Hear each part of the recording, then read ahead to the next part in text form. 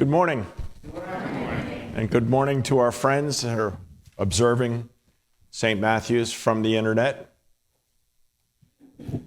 For those of you that don't know me, my name is Jim Benton, and I have the pleasure of serving as the stewardship chairman during this Thanksgiving season, when annually our parish makes a commitment to assisting our continuing service to our community through proper budgeting.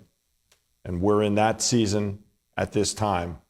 So as they say in song, it's beginning to look a lot like Thanksgiving.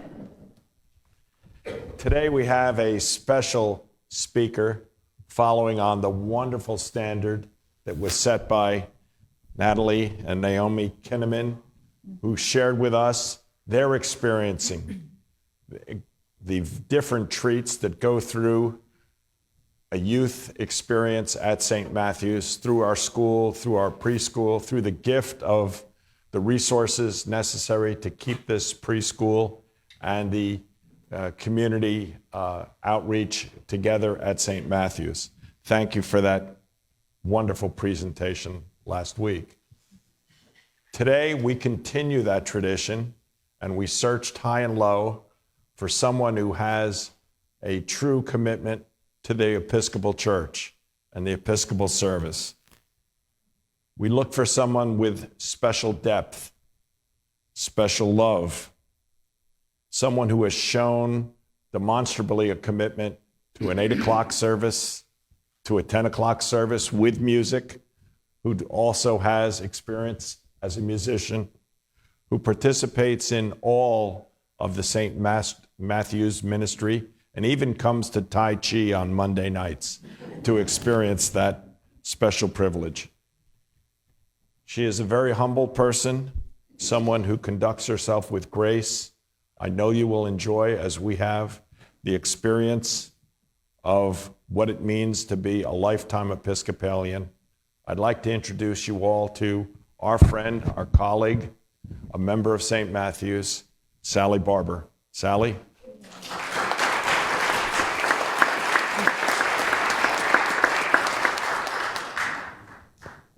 Thank you. Good morning.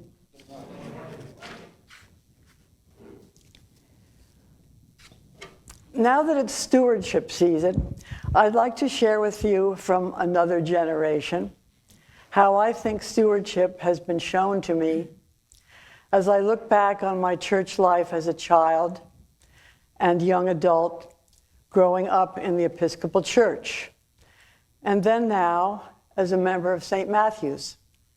First, though, I have to admit, I do call myself one of those dyed-in-the-wool Episcopalians, baptized, confirmed, and married in the same church on Staten Island. I grew up there in the 40s and 50s with my 2 younger brothers and baby sister, at a time when Staten Island actually gave you the feeling of living on an island, basically unaffected by, we thought, and unattached to New York. All our relatives and friends lived there. No one else ever seemed to be from anywhere else, nor were they going anywhere else.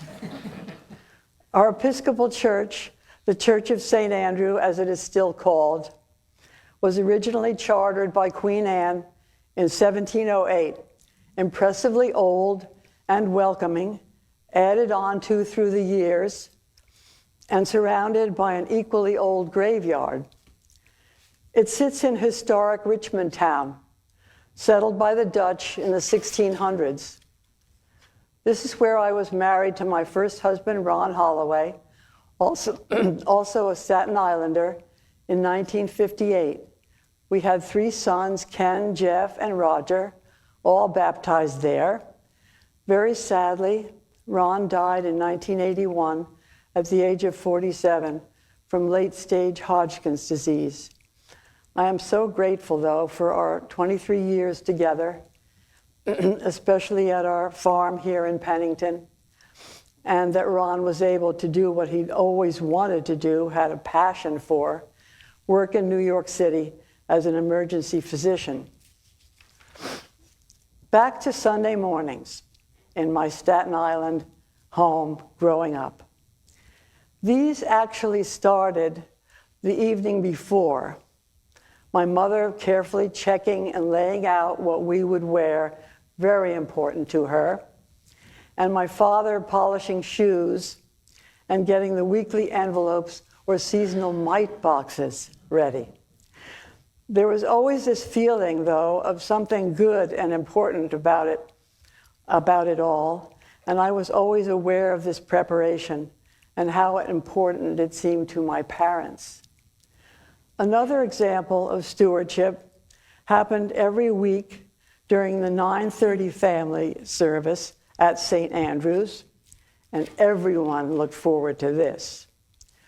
During the service and before the sermon, the associate priest would position himself in front of the altar, holding a decorated metal box.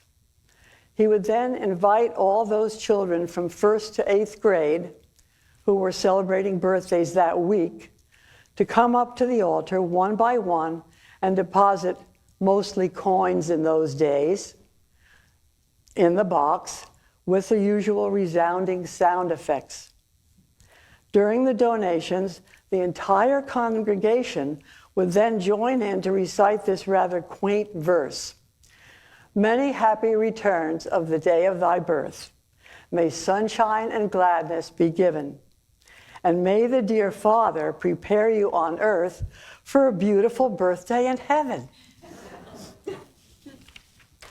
Getting back to the present.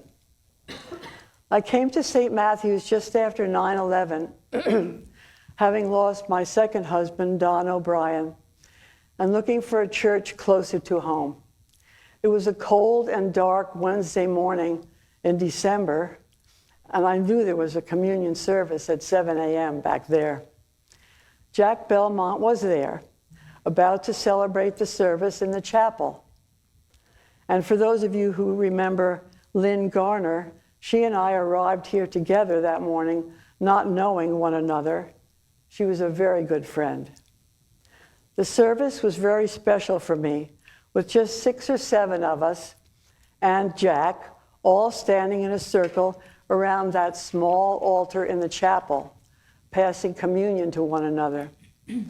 Then afterwards, we joined together again, standing in another small circle out in the kitchen, sharing coffee and conversation.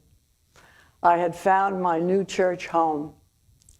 Over the next couple of years, I was fortunate to meet up with Joe Barber, whom a lot of you knew, and whom I had known from the shore. He was also recently widowed. Eventually, I actually invited him to one of the Wednesday morning 7 a.m. services. He actually came. Over the next weeks, Jack asked me with that bemused smile of his, "Hey, what's going on?" What was going on was that Joe and I would be married by Jack right here on November 20th, 2004. We were happily married for 16 years. Once again, to return to stewardship, this time at St. Matthew's. I want to say what a gift of stewardship from so many I thought the Christmas Bazaar was last year and will be again this year. It was such an enthusiastic effort by many on the committee, organized again this year so ably by Cindy and Joan. I think it gave people in our church community and the Pennington neighborhood an enlivened spirit of Christmas and stewardship. I look forward to it all again, especially playing the piano for the day. Finally, I pass along this quote. I like the sentiment of this. I believe everyone has been given a gift to share for the benefit of others, even if it would just be giving a donation for our God-given gift of life itself once a year on a Sunday morning. Let us continue forward together. Amen.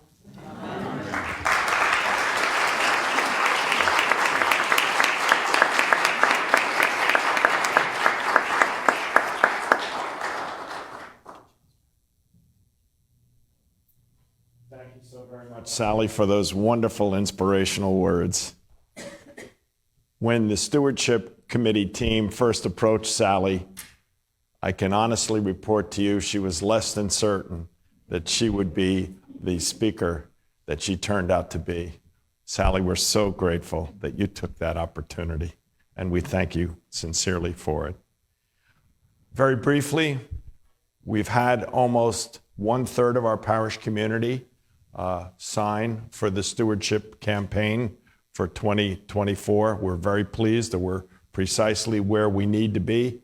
Next week, I hope to stand before you and say the number's even higher. So if you haven't had a chance to fill out a pledge card or report directly to Amy Eckel, or to use one of the many and varied ways that we have of making contributions, I would encourage you to do so.